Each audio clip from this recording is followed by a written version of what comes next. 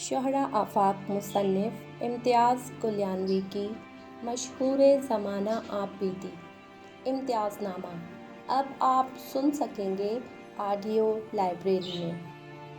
Part 31 سے لے کر پارٹ 34 تک، ٹیپ ریکارڈر اور شرارتی مکینک سے لے کر حیرتوں سے بھرپور ایک دن۔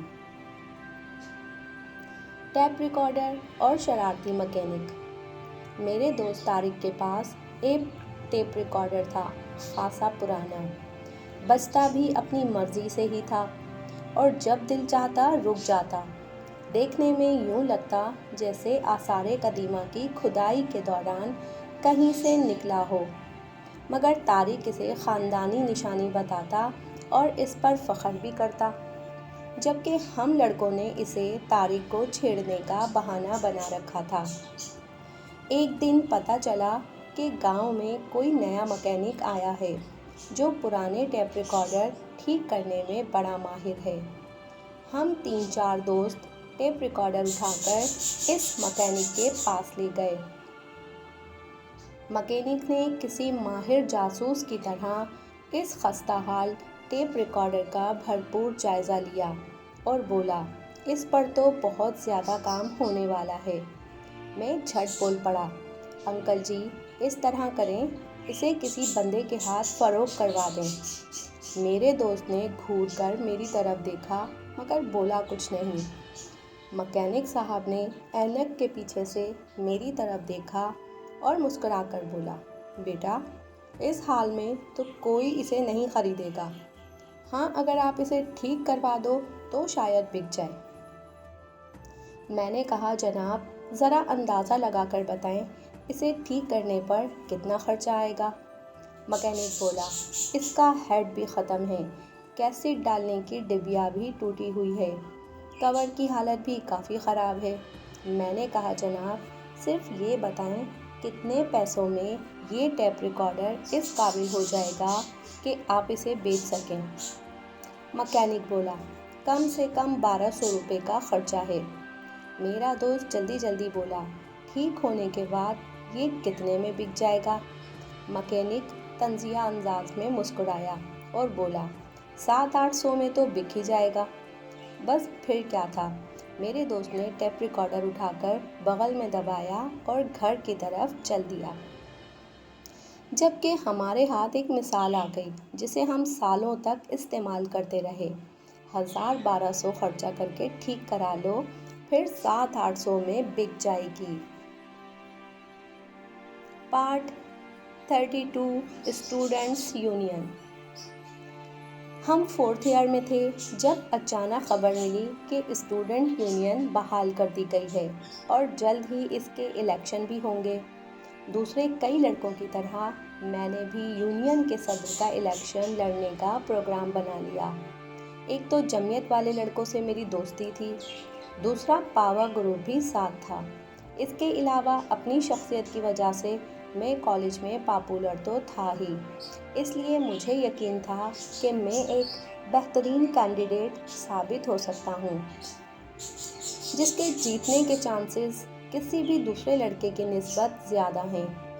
میں نے اس سلسلے میں اپنے گروپ کے لڑکوں سے اور دوستوں سے بات چیت بھی کی۔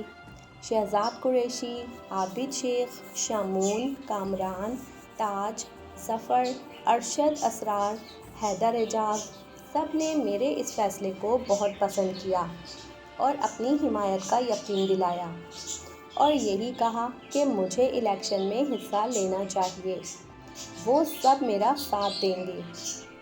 میں نے خود کو اس الیکشن کے لیے ذہنی طور پر تیار کرنا شروع کر دیا۔ میں نے گھر آ کر والدہ صاحبہ اور والد صاحب سے بات کی کہ میں اسٹوڈنٹ یونین کے صدر کا الیکشن لڑنا چاہتا ہوں۔ جیسے ہی میرے منہ سے یہ بات نکلی، گھر میں ایک طوفان کھڑا ہو گیا۔ گھر میں وہ شور مچا کہ خدا کی پناہ، اور والدین کہنے لگے کہ ہم نے تمہیں کالج پڑھنے کے لیے بھیجا ہے، الیکشن لڑنے یا سیاست کرنے کے لیے نہیں۔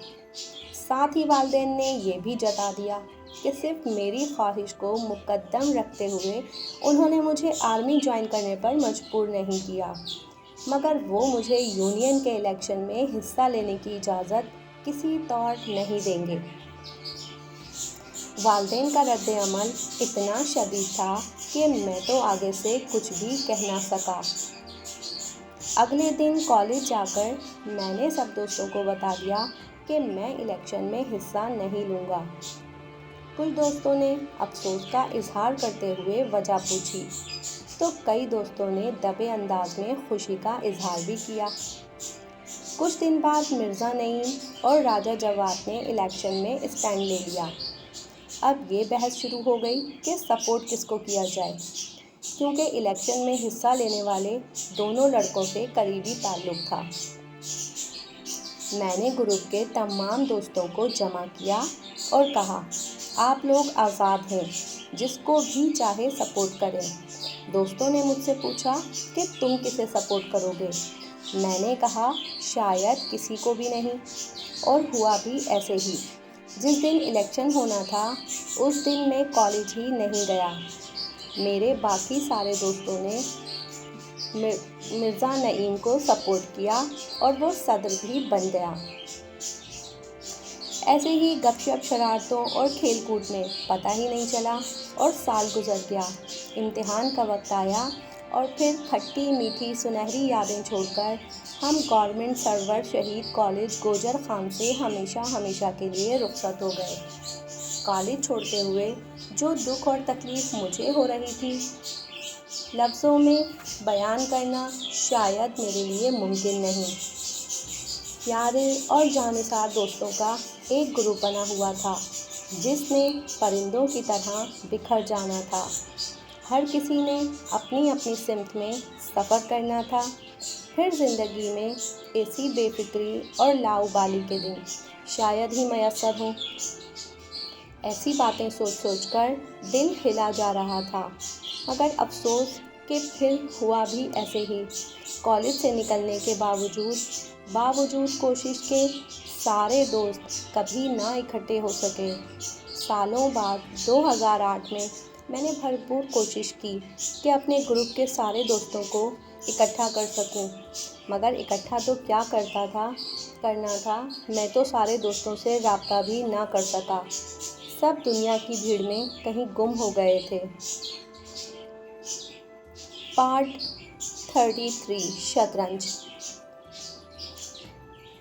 بچپن میں میری تربیت ایسی ہوئی تھی کہ مجھے دوسروں کو کھیلتے ہوئے دیکھنے کا تو بہت شوق تھا، مگر خود کھیلنے کا شوق نہیں تھا۔ کالج میں جا کر کرکٹ کھیلنا شروع کر دیا تھا، مگر کھیل ایسا تھا جسے کھیلنے اور سیکھنے کا مجھے بچپن سے ہی شوق تھا، اور وہ کھیل تھا دنیا کے قدیم ترین کھیلوں میں سے ایک کھیل شطرنج۔ اکثر کسی کتاب میں اس کھیل کی تاریخ لکھی ہوتی اور بتایا جاتا کہ قدیم بادشاہ شطرنج کے کھیل کو بہت پسند کرتے ہیں۔ نہ صرف اس کھیل سے جنگی چالیں سیکھتے تھے، بلکہ اپنے بچوں کو بھی شطرنج سکھانے کے لیے بہترین اساتذہ کا انتظام کرتے تھے۔ اس طرح کی باتیں پڑھ کر شطرنج کھیلنے کا میرا شوق جنون میں بدلنے لگا۔ ایک کتاب میں شطرنج کھیل کے بارے میں پڑھا کہ اس کو سیسا نامی شخص نے ایجاد کیا۔ سیسا شطرنج کا کھیل لے کر بادشاہ کے پاس حاضر ہوا تو بادشاہ بہت خوش ہوا۔ اس خوشی کے عالم میں سیسا سے پوچھا، مانگو، کیا مانگتے ہو؟ سیسا نے چند لمحے سوچا اور بادشاہ سے کہا، حضور، چاول کے چند دانے۔ بادشاہ نے پوچھا، کیا مطلب؟ سیسا بولا، حضور والا، آپ شطرنج کے 46 خانے چاول کے دانوں سے بھر دیں، لیکن میرے فارمولے کے مطابق۔ بادشاہ نے پوچھا، یہ فارمولہ کیا ہے؟ سیسا بولا، آپ پہلے خانے میں چاول کا ایک دانہ رکھ کر مجھے دے دیجئے، دوسرے خانے میں پہلے خانے کے مقابلے میں دگنے چاول یعنی چاول کے 2 دانے رکھ دیجئے، تیسرے خانے میں چاول کے 4 دانے کے برابر رکھ دیجئے، چوتھے خانے میں تیسرے خانے کے مقابلے میں پھر دگنے چاول یعنی 8 دانے رکھ دیں، اور اسی طرح آپ ہر کھانے میں چاولوں کی مقدار کو ڈبل کرتے چلے جائیں یہاں تک کہ 64 کھانے پورے ہو جائیں۔ بادشاہ نے سیسا کے اس بے وقوفانہ مطالبے پر کہکا لگایا اور یہ شرط قبول کر لی۔ پھر یہاں سے دنیا کی وہ کہانی شروع ہوئی جس سے آج مائیکروسافٹ جیسی کمپنیوں نے جنم لیا۔ یہ بظاہر تو آسان سا کام دکھائی دیتا تھا، لیکن یہ دنیا کا مشکل ترین کام تھا، اور آج 3500 سال گزرنے کے باوجود شطرنج کے 64 خانوں کو بھرنا ممکن نہیں۔ بادشاہ نے پہلے خانے میں چاول کا 1 دانہ رکھا، دوسرے میں 2، تیسرے میں 3، چوتھے میں 4، پانچویں میں 16، چھٹے میں 32، ساتویں میں 64، آٹھویں میں 128، نویں میں 256، 10ویں میں 512، 11ویں میں 1024، 12ویں میں 2048، 13ویں میں 4096، 14ویں میں 8192، 15ویں میں ان کی تعداد 16384 ہو گئی، 16ویں میں 32764۔ یہاں پہنچ کر شطرنج کی 2 قطاریں مکمل ہو گئیں۔ بادشاہ کو تھوڑا تھوڑا اندازہ ہونے لگا کہ وہ مشکل میں پھنس گیا ہے۔ شطرنج کی تیسری قطار کے آخری خانے تک پہنچ کر چاولوں کی تعداد 80 لاکھ تک پہنچ گئی۔ قصہ مختصر، جب شطرنج کی 5ویں رو یعنی 33واں خانہ شروع ہوا تو پورے ملک سے چاول ختم ہو گئے۔ بادشاہ حیران رہ گیا۔ اس نے اسی وقت ریاضی دان بلوائے اور ان سے پوچھا، شطرنج کے 64 خانوں کے لیے کتنے چاول درکار ہوں گے؟ بادشاہ کے وہ ریاضی دان کئی دن تک حساب لگانے کے لیے سر جوڑے بیٹھے رہے، لیکن وہ وقت اور چاولوں کی تعداد کا درست اندازہ نہیں لگا سکے۔ یہ اندازہ 3500 سال بعد بل گیٹس نے لگایا۔ بل گیٹس کا خیال ہے، اگر ہم ایک ساتھ 1900 صفر لگائیں تو شطرنج کے 64 خانوں میں اتنے چاول آئیں گے۔ بل گیٹس کا کہنا ہے، اگر ہم ایک بوری میں 1 ارب چاول بھریں تو ہمیں چاول پورے کرنے کے لیے 18 ارب بوریاں درکار ہوں گی۔ بادشاہ نے اس سیسا کے ساتھ کیا کیا، اس کے بارے میں متضاد رائے ہے۔ کئی لوگ کہتے ہیں بادشاہ نے غصے میں آ کر اسے قتل کروا دیا تھا، اور کئی لوگ یہ کہتے ہیں کہ بادشاہ نے نہ صرف اسے انعام و اکرام سے نوازا بلکہ اسے اپنا خاص وزیر بھی مقرر کر لیا۔ خیر، یہ تو ایک پرانی داستان تھی۔ میں خود ان دنوں بے آب مچھلی کی طرح تڑپ تڑپ کر شطرنج سیکھنے کا کوئی ذریعہ ڈھونڈ رہا تھا۔ شاید اللہ تعالیٰ کو میری حالت پر رحم آ گیا۔ وہ کہتے ہیں کہ اگر لگن سچی ہو تو منزل مل ہی جاتی ہے۔ ایک بار میں اور ظفر اسلام آباد ایک دوست ارشد رشید سے ملنے گئے۔ جب ہم وہاں پہنچے، اس وقت وہ اپنے کسی جاننے والے کے ساتھ شطرنج کھیل رہے تھے۔ مجھے اپنے پرانے شوق کی تکمیل ہوتی نظر آئی، اور شطرنج سیکھنے کا میرے خیال میں یہ بہترین موقع تھا، اور میں اس کو کسی صورت میں ضائع نہیں کرنا چاہتا تھا۔ میں نے موقع غنیمت جانا اور ارشد صاحب سے کہا، بھائی ہمیں بھی شطرنج سکھا دیں۔ مجھے تو شطرنج کھیلنے کا شوق بہت زیادہ ہے، مگر اس کے بارے میں کچھ پتہ نہیں کہ یہ کیسے کھیلی جاتی ہے۔ ارشد صاحب میری لگن دیکھ کر بہت متاثر ہوئے اور مسکرا کر ہمیں بتانے لگے کہ شطرنج کھیلنے کا کیا طریقہ کار ہے۔ اس کے علاوہ انہوں نے ہمیں مہروں کے بارے میں بھی تفصیل سے بتایا اور ان کی پہچان کروائی کہ یہ وزیر ہوتا ہے، تو ہاتھی گھوڑے کی بھی نہ صرف پہچان کروائی بلکہ ان کی چالیں بھی سمجھائیں۔ میں نے ارشد صاحب کے کہے ہوئے ایک ایک لفظ کو اپنے ذہن اور دل پر نقش کر لیا۔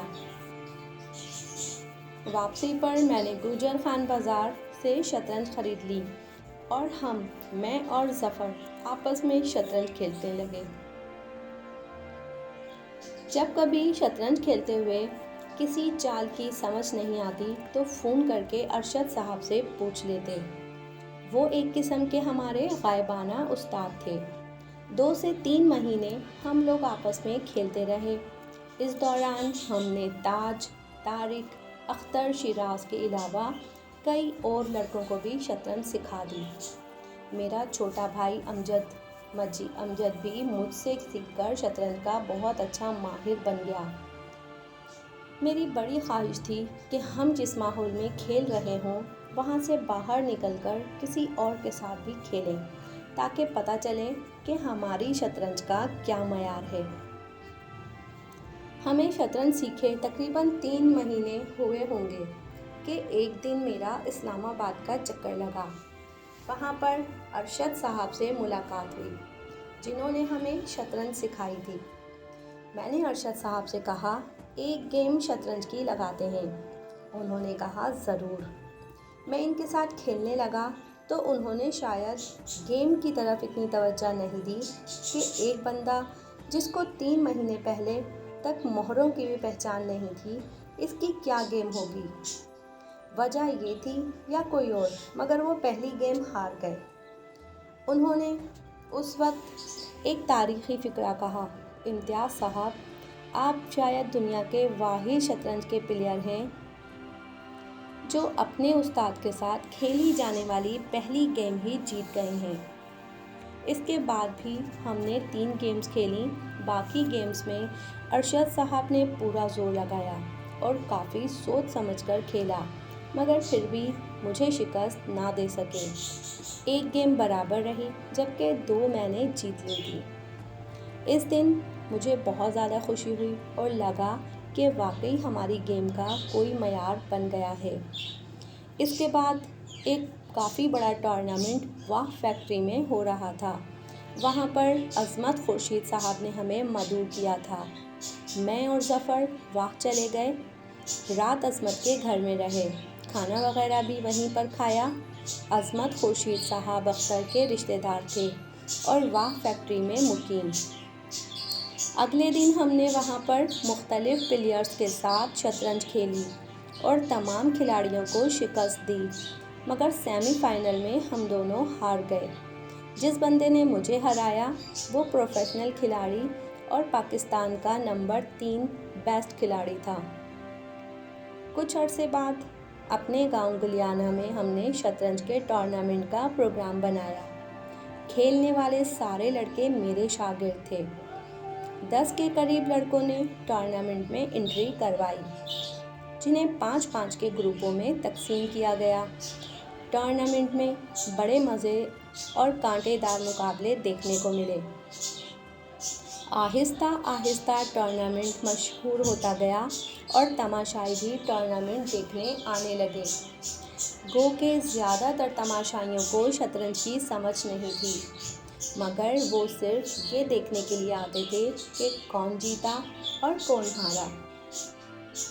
سیمی فائنل میں ایک طرف سے میں اور میرا چھوٹا بھائی امجد پہنچے اور دوسری طرف سے ظفر اور طارق باقی کھلاڑیوں کو شکست دے کر سیمی فائنل میں پہنچے۔ سیمی فائنل میں میرا میچ پروفیسر طارق کے ساتھ ہوا۔ میں میچ جیت کر بآسانی فائنل میں پہنچ گیا۔ دوسرا میچ اپنا پول ٹاپ کرنے والے ظفر اور ہمارے پول میں دوسرے نمبر پر آنے والے امجد کے درمیان ہوا۔ اس میچ کو بلا شبہ اس ٹورنامنٹ کا سب سے بہترین، شاندار، یادگار میچ کہا جا سکتا ہے۔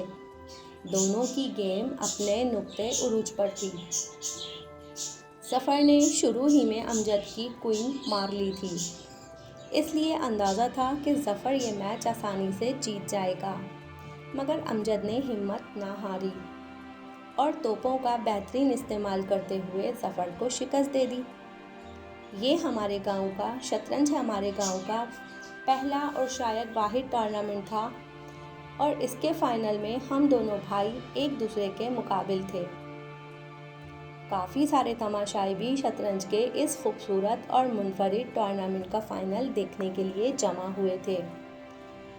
فائنل گورنمنٹ ہائی اسکول گلیانہ کے گراؤنڈ میں کھیلا گیا۔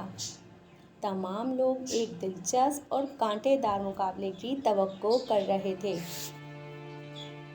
مگر حیرت انگیز طور پر فائنل بالکل یک طرفہ ثابت ہوا اور میں یہ میچ اور ٹورنامنٹ بآسانی جیت لیا۔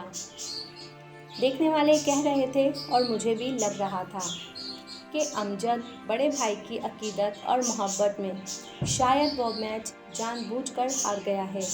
مجھے ذاتی طور پر یہ بات بالکل اچھی نہیں لگی اور جیت کا سارا مزہ کرکرا ہو گیا۔ پھر میں نے امجد سے کہا ایک اور گیم کھیلتے ہیں، مگر امجد راضی نہ ہوا کیونکہ امپائرز کی نظر میں یہ میچ میں جیت چکا تھا۔ اس لیے مہمان خصوصی نے تماشائیوں کی موجودگی میں ٹورنامنٹ کے ونر کی ٹرافی میرے ہاتھ میں تھما دی۔ اس کے بعد میرے ہی اصرار پر گھر پہنچ کر میں نے امی جی، ابا جی اور بہنوں کے سامنے ایک اور میچ امجد کے ساتھ کھیلا۔ میں نے امجد سے کہا آپ نے اپنا پورا زور لگا کر پوری توجہ کے ساتھ یہ میچ کھیلنا ہے، کیونکہ تماشائی صرف ہمارے والد صاحب، والدہ صاحبہ اور بہنیں ہیں، اس لیے بڑے بھائی کے احترام کا کوئی مسئلہ نہیں ہے۔ امجد نے مسکرا کر سر جھکا لیا اور پوری توجہ سے کھیلنے لگا۔ اس میچ کا نتیجہ بڑا ڈرامائی اور سب کو حیران کر دینے والا نکلا۔ کانٹے دار مقابلے کے بعد، جو کافی عرصے سے شطرنج کا کوئی میچ نہیں ہار رہا تھا، اس دن امجد سے شکست کھا گیا۔ گھر والوں نے امجد کے جیتنے کی خوشی میں تالیاں بجائیں اور باجی نے میری جیتی ہوئی ٹرافی امجد کے حوالے کر دی۔ مجھے بھی امجد کی جیت سے بہت خوشی ہوئی اور اس بات کی تسلی بھی ہوئی کہ ٹرافی اپنے حقدار تک پہنچ گئی۔ وہ ٹرافی آج بھی ہمارے گھر میں پڑی ہوئی ہے۔ اس ٹرافی کا اصل حقدار کون ہے، یہ فیصلہ آپ نے کرنا ہے۔ ایک بار اٹلی ناپولی میں کچھ لڑکے لڑکیاں ایک کلب میں بیٹھے شطرنج کھیل رہے تھے۔ میں بھی تماشائیوں میں شامل ہو کر میچ دیکھنے لگا۔ ایک کھلاڑی نے جب غلط چال چلی تو میرے منہ سے اچانک نو نکل گیا۔ سب اٹالین لڑکے لڑکیاں کھلاڑیوں کو چھوڑ کر حیرت سے میری طرف دیکھ کر مجھ سے پوچھنے لگے کہ آپ کو شطرنج آتی ہے؟ میں نے کہا جی ہاں۔ پھر ان کے اصرار پر میں شطرنج کھیلنے لگا۔ انہوں نے غیر ملکی سمجھ کر مجھے ذرا ہلکا لیا اور میں نے سب لڑکوں کو ہرا دیا۔ میری جیت پر تماشائی خوشی سے تالیاں بجاتے رہے اور ہارنے والے کو تضحیک کا نشانہ بناتے۔ آخر میں انہوں نے کلب کے چیمپئن کو بلا لیا اور اس کی گیم کافی اچھی تھی، مگر میں چونکہ ان کے شطرنج کھیلنے کے طریقے کو اچھی طرح سمجھ چکا تھا، اس لیے سخت مقابلے کے بعد کلب چیمپئن کو بھی ہرا دیا۔ وہاں موجود سب لڑکوں نے میری جیت کا خوب جشن منایا اور مجھ سے اصرار کرنے لگے کہ تم روز کلب آیا کرو۔ اس وقت میں انہیں کیا بتاتا کہ میں تو نوکری کی تلاش میں مارا پھر رہا ہوں۔ ایک بار سوئٹزرلینڈ کے شہر لوگانو میں چند بوڑھے آدمیوں کے ساتھ شطرنج کھیلنے کا اتفاق ہوا۔ اس شطرنج کے بڑے بڑے خانے زمین پر بنے ہوئے تھے اور مہرے گھی کے کنستر کے سائز کے تھے، جنہیں دونوں ہاتھوں سے اٹھا کر ایک سے دوسرے خانے تک لے جانا ہوتا تھا۔ وہاں پر میں نے 2 گیمز کھیلی اور دونوں جیت گیا۔ ہارنے والے ایک بوڑھے آدمی نے میرے گیم کی بہت تعریف کی اور مجھے مشورہ دیا کہ میں شطرنج کے کھیل کو سنجیدگی سے لوں تو میں بہت آگے جا سکتا ہوں۔ اس بوڑھے آدمی نے اپنا تعارف کرواتے ہوئے یہ بھی بتایا کہ میں سوئٹزرلینڈ کا سابق صدر ہوں۔ خدا جانے یہ سچ تھا یا مذاق، مگر میں نے اس بوڑھے آدمی کی دونوں باتوں کو مذاق ہی سمجھا۔ یہ سالوں پہلے کی داستانیں ہیں۔ آج کل ماشاءاللہ میں اپنے بیٹوں عبد المعید اور عبد العدل کے ساتھ شطرنج کھیلتا ہوں۔ گو کہ ان کی گیم کافی اچھی ہے اور وہ شاہجہاں اور عمران کو اکثر ہرا دیتے ہیں، لیکن دونوں مجھ سے ابھی تک نہیں جیت سکے۔ اب میں اس دن کا شدت سے انتظار کر رہا ہوں جب میرے دونوں بیٹے مجھے شطرنج میں شکست دیں گے، کیونکہ باپ کے لیے اس سے بڑی خوشی کوئی نہیں ہو سکتی کہ اس کی اولاد اس سے بھی آگے نکلے۔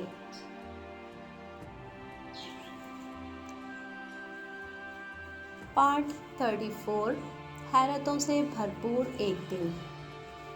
آپ کی زندگی میں آنے والے کچھ دن واقعی عجیب ہوتے ہیں۔ وہ دن بھی کچھ ایسا ہی عجیب تھا۔ میں گھر سے خوب تیار ہو کر خوشبو لگانا ویسے بھی مجھے پسند تھا، مگر جب سے سنا تھا یہ نبی پاک صلی اللہ علیہ وآلہ وسلم کی سنت ہے تو اس دن سے خوشبو لگانا میرے معمول کا حصہ بن چکی تھی۔ پہلے میں صرف کتابیں خرید کر رکھتا تھا، اب تو خوشبو بھی میری ضرورت بنتی جا رہی تھی۔ میں نے کاٹن کا سوٹ پہن رکھا تھا۔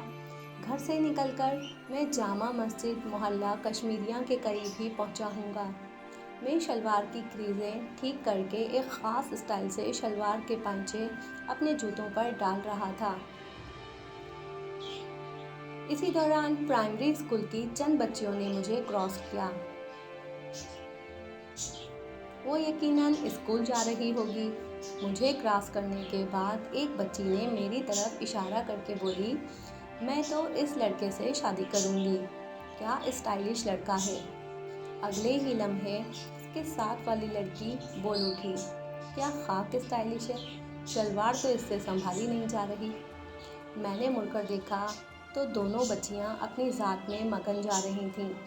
میرے لیے حیرت کی بات تھی کہ ان بچیوں کی عمریں 6-7 سال سے زیادہ نہیں تھیں اور ان کا انداز گفتگو، اللہ اللہ! میں نے پہلے پنڈی اور پھر اسلام آباد جانا تھا، اس لیے جنٹ اسٹاپ سے گاڑی میں بیٹھ کر گوجر خان پہنچ گیا۔ گوجر خان اڈے پر سے ویگن میں بیٹھا۔ اس وقت تقریباً 10 بجے کا ٹائم ہوگا۔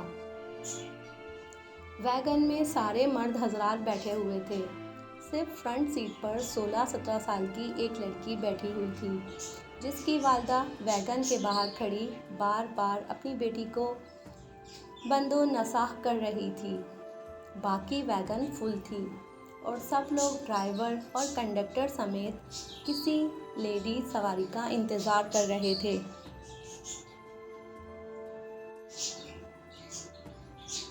مگر لیڈی سواری کا دور دور تک نام و نشان نہیں تھا۔ مجبوراً کنڈکٹر نے اس لڑکی کی والدہ سے بات کی اور اس سے کہا، محترمہ، یا تو آپ ڈبل سواری کے پیسے ادا کر دیں یا مجھے اجازت دیں کہ میں کسی مرد کو آپ کی بیٹی کے ساتھ بٹھا دوں، کیونکہ ہم مزید انتظار نہیں کر سکتے۔ کنڈکٹر کی بات سن کر وہ عورت فوراً بولی، نہیں نہیں، یہ تو میں تصور بھی نہیں کر سکتی کہ کوئی نامحرم میری بیٹی کے ساتھ بیٹھے۔ تم اس طرح کرو کہ ڈبل سواری کا کرایہ لے لو۔ اس وقت گوجر خان سے پنڈی کا کرایہ 7 روپے تھا۔ خاتون نے اسی وقت پرس سے 14 روپے نکال کر کنڈکٹر کے حوالے کر دیے۔ دیکھنے میں وہ خاتون خاصی غریب لگ رہی تھی اور اس کا لباس بھی معمولی سا تھا، مگر اپنی بیٹی کے لیے اس کے جذبات نے مجھے خاصا متاثر کیا۔ اس وقت تک ویگن اسٹینڈ میں ہی کھڑی رہی جب تک ویگن مین روڈ پر نہ آ گئی۔ اس وقت مجھ سمیت ہر بندے کو شدید جھٹکا لگا جب اس لڑکی نے کنڈکٹر سے کہا، ویگن سائڈ پر روک کر مجھے اتار دو۔ ہم نے ابھی بمشکل 1 کلومیٹر کا فاصلہ بھی طے نہیں کیا تھا، ابھی ہم سرور شہید کالج کے سے بھی پیچھے تھے۔ مجبوراً ڈرائیور نے ویگن روکی اور لڑکی جھٹ سے نیچے اتر گئی۔ ہم سب کے لیے یہ ایک معمہ تھا کہ لڑکی یہاں کیوں اتری ہے۔ ابھی ہم اس بارے میں اندازہ ہی لگا رہے تھے کہ موٹر سائیکل پر سوار ایک لڑکا اس کے پاس آ کر رکا اور لڑکی فوراً موٹر سائیکل پر بیٹھ کر یہ جا وہ جا۔ باقیوں کا تو پتہ نہیں، لیکن اس واقعے نے میرے دماغ کی چولیں ہلا کر رکھ دیں۔ مجھے ان ماں بیٹی کے سیاق و سباق کا کچھ پتہ نہ تھا، پھر بھی نہ جانے کیوں مجھے اس عورت پر بہت ترس آیا جو اپنی بیٹی کے لیے ہر تحفظ فراہم کر رہی تھی، مگر اس کی بیٹی یوں سرِ عام اس کے اعتماد کی دھجیاں بکھیر رہی تھی۔ سارا رستہ انتہائی تکلیف اور کرب میں گزرا۔ مجھے پنڈی فوارہ چوک میں کچھ کام تھا اور وہ کام نمٹا کر فارغ ہوا تو الظہر کا ٹائم ہو گیا۔ چونکہ مجھے اب اسلام آباد جانا تھا، اس لیے میں نے یہی پروگرام بنایا کہ ظہر کی نماز یہیں کسی قریبی مسجد میں ادا کر کے پیدل بنی چوک چلا جاتا ہوں، پھر وہاں سے سوزوکی پکڑ کر پشاور موڑ چلا جاؤں گا۔ میں ظہر کی نماز پڑھنے کے لیے مسجد تلاش کرنے لگا۔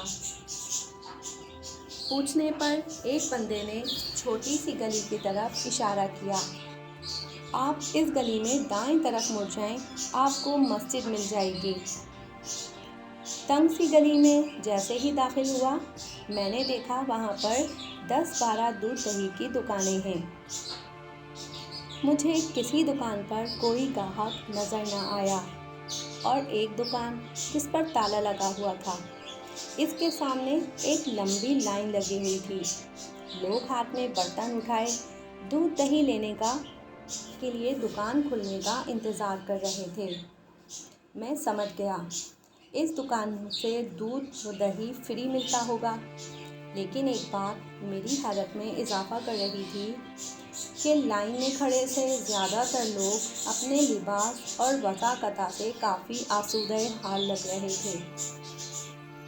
مجھے حیرت ہو رہی تھی کہ دیکھنے میں اچھے خاصے کھاتے پیتے گھرانوں کے لوگ بھی دودھ دہی فری لینے کے لیے لائن میں کھڑے ہیں۔ بس یہ سوچتا ہوا مسجد میں داخل ہو گیا، نماز وغیرہ پڑھی اور حسب عادت بعد از نماز چند وظائف پڑھنے لگا۔ ان وظائف سے فارغ ہو کر جب میں مسجد کے صحن میں پہنچا تو میں نے دیکھا کہ مسجد کے صحن میں ایک سفید داڑھی والے بزرگ بیٹھے ہوئے ہیں۔ میں نے حسب عادت جا کر انہیں سلام کیا اور ان کے پاس بیٹھ گیا۔ میری شروع سے ہی یہ عادت تھی کہ نماز پڑھنے کے بعد کیونکہ دل بہت نرم ہوتا ہے، اس لیے کسی بزرگ کے پاس بیٹھ کر دعائیں ضرور لیتا ہوں۔ اکثر بزرگوں کے پاس جب میں جاتا ہوں تو وہ خوشگوار حالت میں مبتلا ہو جاتے ہیں، مگر ان بابری سے بات کر کے مجھے ایسا لگا جیسے وہ میرا انتظار کر رہے ہوں۔ سلام دعا کے بعد اور حال احوال پوچھنے کے بعد فرمانے لگے، دیکھ رہے ہو دنیا کے رنگ، وہ تماشے لگانے والا کیا کیا تماشے لگاتا ہے۔ میرے لیے ان کی گفتگو اور انداز گفتگو دونوں ہی حیران کر دینے والے تھے۔ میں نے عرض کی، حضور کچھ نصیحت فرمائیے۔ فرمانے لگے، اپنے اندر سے غرور کو ختم کرو اور کوشش کرو کہ ہر وقت وضو میں رہو، اپنی نظر کی حفاظت کیا کرو، اور سب سے اہم کہ خلق خدا کی خوب خدمت کیا کرو۔ میں نے عرض کی، محترم میں ابھی طالب علم ہوں اور کوئی امیر کبیر خاندان نہیں ہے میرا۔ مسکرا کر بولے، خدمت صرف روپے پیسے سے نہیں ہوتی، کسی اداس اور مایوس انسان کو دلاسا دینا بھی خدمت ہے۔ اسپتال جا کر کسی انجان مریض کا حال احوال پوچھنا بھی خدمت ہے۔ کسی کا عیب معلوم ہو جانے پر اس کی پردہ پوشی کرنا بھی خدمت ہے۔ میں نے اس ملاقات کو غنیمت جانا اور دل کو پریشان کرنے والے کچھ سوالات پوچھنے کی اجازت چاہی۔ سوال: نماز کی نیت زبان سے کرنی چاہیے یا دل سے؟ جواب: جیسے مرضی کر لو، ہاں اس بات کا خیال رکھنا کہ نیت خالص ہونی چاہیے۔ سوال: نماز میں ہاتھ کہاں باندھنے صحیح ہیں، سینے پر یا ناف پر؟ جواب: بیٹا ہاتھ ادب سے باندھنے چاہیے، جہاں زیادہ محسوس ہو ادب وہاں ہاتھ باندھ لو۔ میں نے بھی کئی سوالات ایک ساتھ پوچھ لیے۔ سورہ فاتحہ امام کے پیچھے پڑھنی چاہیے یا نہیں؟ آمین آہستہ کہنی چاہیے یا اونچی آواز میں؟ قیام کے دوران ان دونوں پاؤں کے درمیان کتنا فاصلہ ہونا چاہیے؟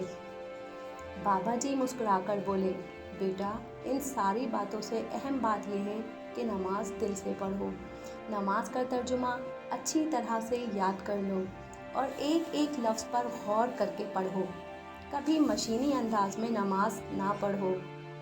جب بھی اللہ تعالیٰ کی بارگاہ میں حاضری کی توفیق ہو تو ادب و احترام اور عاجزی سے اللہ کے سامنے ماتھا ٹیک کر اپنی حاضری لگواؤ۔ بیٹا سب سے اہم حاضری لگوانا ہے۔ اللہ کو ہمیشہ ترجیح اول قرار دو، کبھی اس پر سمجھوتا نہ کرو۔ اپنے دل کو حضرت محمد صلی اللہ علیہ وآلہ وسلم کی محبت سے لبریز رکھو۔ نماز کے بعد کچھ دیر ذکر الہی ضرور کیا کرو، اس سے دل نرم ہوتا ہے۔ ان کی گفتگو ایسی تھی جیسے قیمتی موتی، اور میں حسب ظرف ان موتیوں کو چن رہا تھا۔ ان کی ایک ایک بات اس طرح میرے دل و دماغ پر اثر کر رہی تھی جیسے آگ پر پانی اثر کرتا ہے۔ مجھے یوں لگ رہا تھا جیسے میرا من صدیوں سے انہی باتوں کا پیاسا تھا۔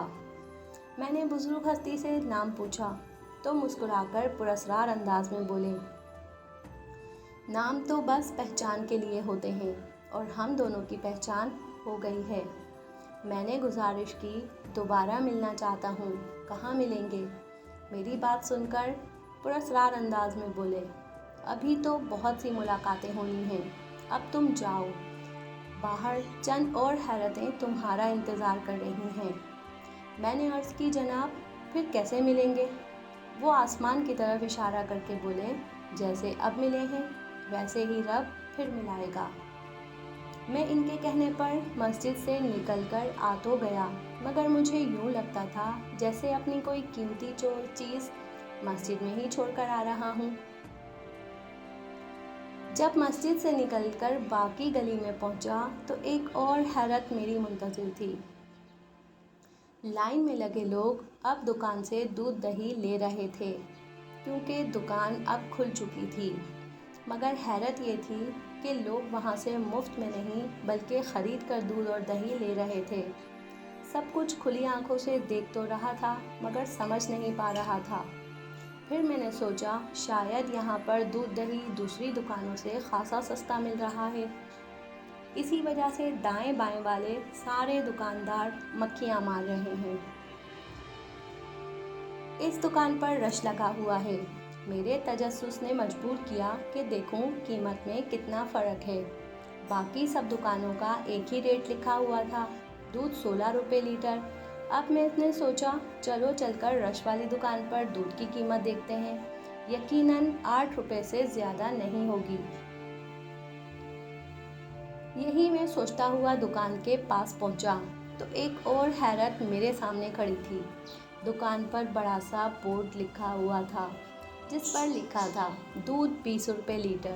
میں نے آنکھیں مل مل کر دیکھا مگر 20 روپے لیٹر ہی لکھا تھا۔ میرا تو دماغ چکرا گیا۔ یہ گتھی سلجھانے کے لیے میں فوراً بابا جی سے ملنے مسجد واپس گیا تاکہ بابا جی سے پوچھوں، مگر وہاں تو وہ موجود ہی نہیں تھے۔ باہر نکل کر ایک اور بزرگ کو پکڑا اور انہیں اپنے دل کا حال بتایا، جناب میں پہلی بار اس گلی میں آیا ہوں اور یہ جان کر حیرت زدہ ہوں کہ درجنوں دکانیں جو 16 روپے لیٹر دودھ فروخت کر رہی ہیں ان پر مکھیاں بھن بھنا رہی ہیں، اور جس دکان پر مہنگا دودھ یعنی 20 روپے لیٹر فروخت ہو رہا ہے وہاں پر لوگ لائن میں کھڑے ہو کر دودھ خرید رہے ہیں۔ بزرگ نے مسکرا کر میری طرف دیکھا اور کہنے لگے، تجھے بتایا نہیں تھا کہ آج تیرے لیے حیرتوں کا دن ہے؟ میں ان کی بات سن کر چونک گیا۔ انہوں نے کب مجھے بتایا تھا؟ میری تو ان سے زندگی میں پہلی بار ملاقات ہوئی ہے۔ مجھے اس وقت ایسا لگ رہا تھا جیسے میں کسی طلسم ہوش ربا کے شہر میں ہوں۔ بابا جی میری طرف دیکھ کر بولے، بیٹا حیرت زدہ نہ ہو، بس اندر کی آنکھ کھول، تجھے صاف نظر آ جائے گا۔ اس دکان والے پر اللہ کا فضل ہے اور جس پر اس کا فضل ہو اسے کون پہنچ سکتا ہے؟ میں نے عرض کی، بابا جی، دنیا اسباب اور عقل پر بھی تو چلتی ہے، مگر یہاں تو اس کے الٹ معاملہ ہے۔ بابا جی فرمانے لگے، بیٹا، تجھے سمجھ آ جائے گی اور بڑی اچھی طرح آ جائے گی، ابھی تمہاری عمر ہی کیا ہے، بس اب تو جا۔ مجھے تو یوں لگ رہا تھا میں جیسے پاگل ہو جاؤں گا۔ میں نے بابا جی سے اجازت لی اور دکان کے سامنے ہی کھڑا ہو گیا۔ اتنے میں ایک آدمی جو دیکھنے میں خاصا پڑھا لکھا لگتا تھا اس دکان سے مہنگا دودھ لے کر نکلا۔ میں نے احترام سے سلام دعا کی، پھر اس سے پوچھا، جناب، جب سارے دکاندار 16 روپے لیٹر دودھ فروخت کر رہے ہیں تو آپ لائن میں لگ کر 20 روپے لیٹر دودھ کیوں خریدا؟ وہ شخص کہنے لگا، شاید آپ کو پتہ نہیں، صرف اس دکان سے ہی خالص دودھ ملتا ہے۔ میری حیرت دور کرنے کے لیے اس نے تفصیل بتائی، یہ حضرت ظہر کی نماز پڑھ کر دکان کھولتے ہیں، اس لیے ہم سب لائن بنا کر دکان کھلنے سے پہلے ہی کھڑے ہو جاتے ہیں، اور جب تک ان کا دکان پر دودھ موجود رہتا ہے کسی اور دکان سے کوئی ایک بوند بھی دودھ نہیں خریدتا۔ میں حیرت سے ان حضرت کی گفتگو سن رہا تھا جو میری آج تک پڑھی جانے والی ساری کی ساری اکنامکس کو اٹھا کر کچرے میں پھینک رہی تھی۔ ساتھ ہی مجھے دوسرے دکانداروں پر بھی افسوس ہو رہا تھا، شاید قرآن میں سمم بکمم کے الفاظ ایسے ہی لوگوں کے لیے استعمال کیے گئے ہیں۔ وہ گلی کیا تھی، بس ایک حیرت کدا تھا۔ وہاں سے نکل کر میں سیدھا چوک کی طرف چل پڑا جہاں سے سوزوکی میں بیٹھ کر مجھے پشاور موڑ جانا تھا۔ میں تھوڑی دور ہی چلا تھا کہ ایک عورت جس کی عمر اندازاً 20-25 سال ہوگی میرے ساتھ ساتھ چلنے لگی۔ میں جب تیز ہوتا تو وہ بھی تیز ہو جاتی، میں جب آہستہ چلتا تو وہ بھی آہستہ ہو جاتی۔ جس سڑک پر ہم جا رہے تھے وہ ایک مصروف سڑک تھی جس کے دونوں اطراف میں دکانیں تھیں اور خاص چہل پہل بھی تھی۔ اس عورت کے چلنے کا انداز ایسا تھا اور یوں میرے ساتھ قدم سے قدم ملا کر چل رہی تھی جیسے وہ میرے ساتھ ہو۔ میں کچھ پریشان ہو گیا۔ چلتے چلتے مجھے گنے کا جوس فروخت کرنے والی ایک دکان نظر آ گئی۔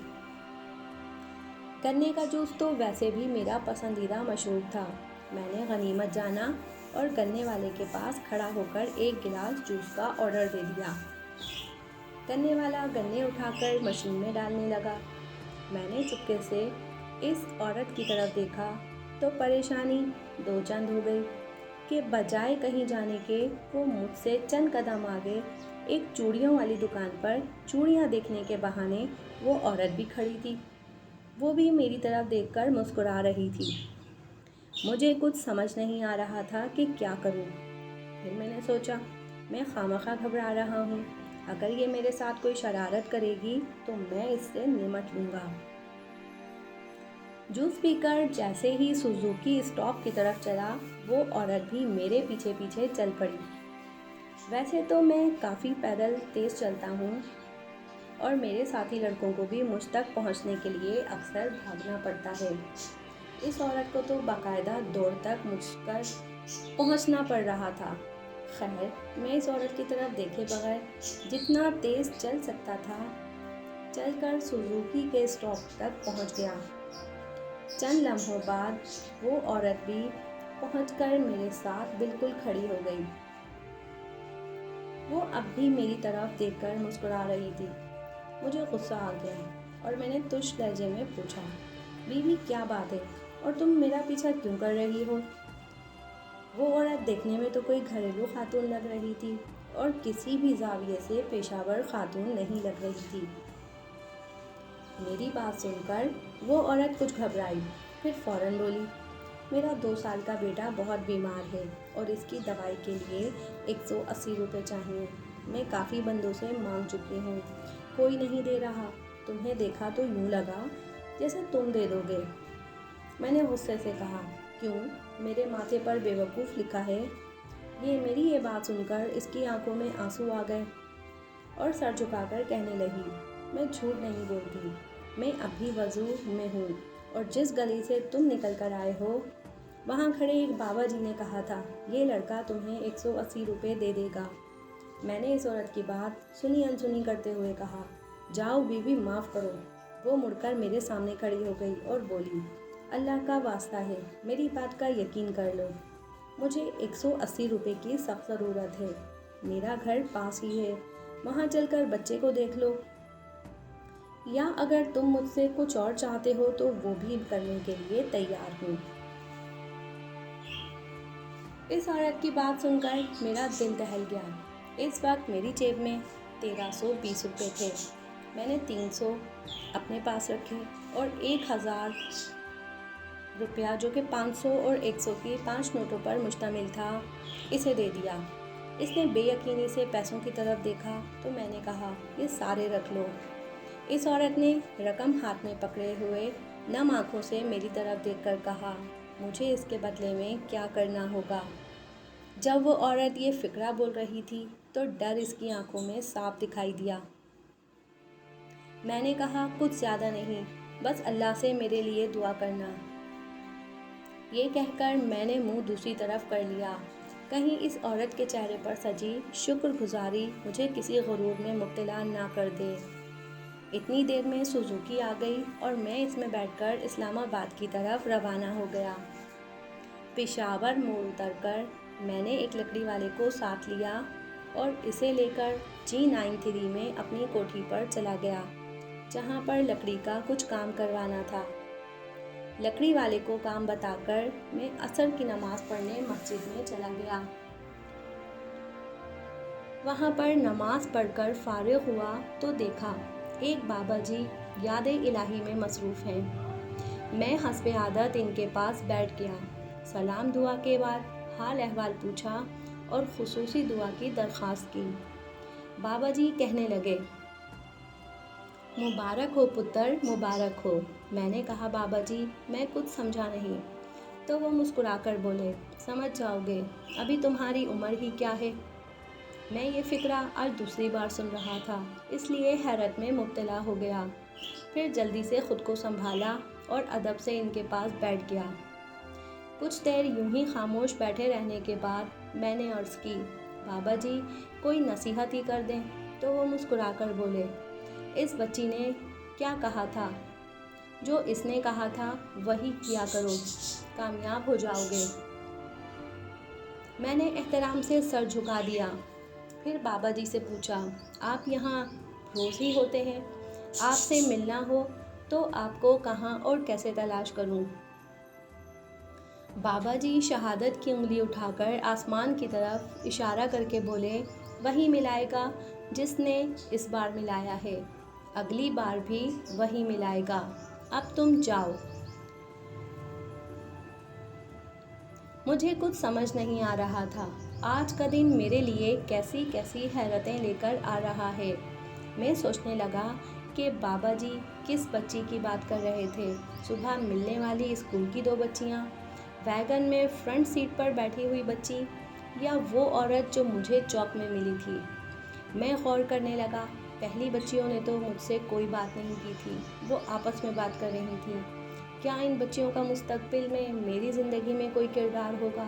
میں نے تو ان کی شکلیں بھی نہیں دیکھی تھیں۔ ویگن والی لڑکی کو بھی میں نے نہیں دیکھا تھا اور نہ ہی اس نے مجھ سے کوئی بات کی تھی۔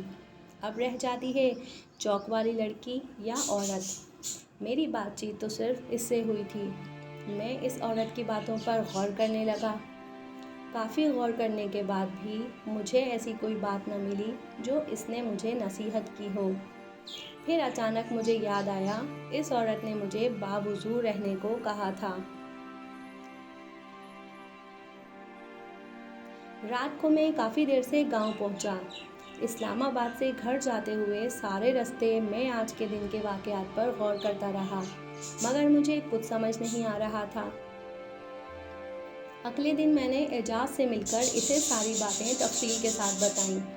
اعجاز نے تمام تفصیل سننے کے بعد کہا امتیاز، زیادہ کتابیں پڑھ کر تمہارا دماغ خراب ہو چکا ہے، اور اس سے پہلے کہ تمہارا دماغ مکمل طور پر خراب ہو کتابیں پڑھنا چھوڑ دو۔ میں نے اپنی دلی کیفیت سمجھانے کی بہت کوشش کی، مگر اعجاز نے اسے میرے دماغ کا خلل قرار دے دیا۔ کافی بحث تکرار کے بعد یہ فیصلہ ہوا کہ کل ہم دونوں پہلے پنڈی اور پھر اسی راستے سے ہوتے ہوئے اسلام آباد جائیں گے۔ اگلے دن ہم دونوں ویگن میں بیٹھے، مگر کوئی لڑکی فرنٹ سیٹ پر آ کر نہ بیٹھی۔ پنڈی پہنچ کر ادھر ادھر گھومتے رہے۔ ظہر کے وقت مسجد میں گئے، وہاں پر نمازی تو تھے مگر کل والے بزرگ نہ تھے۔ ہاں، باہر دودھ لینے والوں کی لائن ضرور لگی ہوئی تھی۔ پھر ہم پیدل چل کر بنی چوک تک گئے۔ یہاں پر بھی کسی لڑکی یا عورت نے ہمارا پیچھا نہیں کیا، حتیٰ کہ اسلام آباد کی مسجد میں عصر کے وقت بھی وہ بزرگ نظر نہ آئے۔ اعجاز نے اچھا خاصا میرا مذاق اڑایا اور ایک بار پھر تاکید کی، فضول مطالعے کی عادت چھوڑ کر ایک نارمل زندگی گزارو۔ ان دنوں میری حالت دن بدن عجیب ہو رہی تھی۔ ایسا لگتا تھا جیسے میرا اپنے آپ پر کنٹرول ہی نہیں ہے۔ میرے ساتھ تواتر سے ایسے واقعات رونما ہوئے جسے شاید عقل تسلیم نہ کرے۔ اکثر کسی نہ کسی بابے سے ملاقات ہو جاتی اور وہ کوئی ایسی بات کہہ دیتے جو میرے اندر آگ سی لگا دیتی۔ انہی دنوں میں نے مزاروں پر بھی جانا شروع کر دیا۔ بڑی امام مزار، گولڑا شریف، سنگھوئی شریف، کلیام شریف اور اس کے علاوہ گرد و نواح کے تمام مزاروں پر حاضری دی، مگر سکون دل تھا کہ کہیں میسر نہ تھا۔ ہاں، اکثر ایسا ہو جاتا کہ کوئی حادثہ یا واقعہ مجھے خاص سبق دے جاتا، اور کبھی کوئی بزرگ کے قصے یا داستان سناتے سناتے مجھے نصیحت کرتے۔ زیادہ تر یہی کہتے تھے کہ اپنے اندر عاجزی پیدا کرو۔ بزرگوں اور اہم ہستیوں سے میری اس طرح کی ملاقاتوں کا سلسلہ ہمیشہ میرے ساتھ ساتھ چلتا رہا اور آج بھی جاری ہے۔ میں دنیا کے کسی بھی حصے میں ہوں، ان عظیم ہستیوں سے ملاقات کی کوئی نہ کوئی سبیل بن ہی جاتی ہے۔ کتاب میں نے ان ملاقاتوں کا بہت ہی سرسری انداز میں ذکر کیا ہے، کیونکہ بے شمار واقعات اور باتیں اکثر لوگوں کی سمجھ سے بالاتر ہوتے ہیں۔ اگر آپ اس کتاب کو ڈاؤن لوڈ کرنا چاہتے ہیں تو ڈسکرپشن میں دیے گئے لنک کی مدد سے آپ ایزیلی اس کتاب کو ڈاؤن لوڈ کر سکتے ہیں۔ شکریہ۔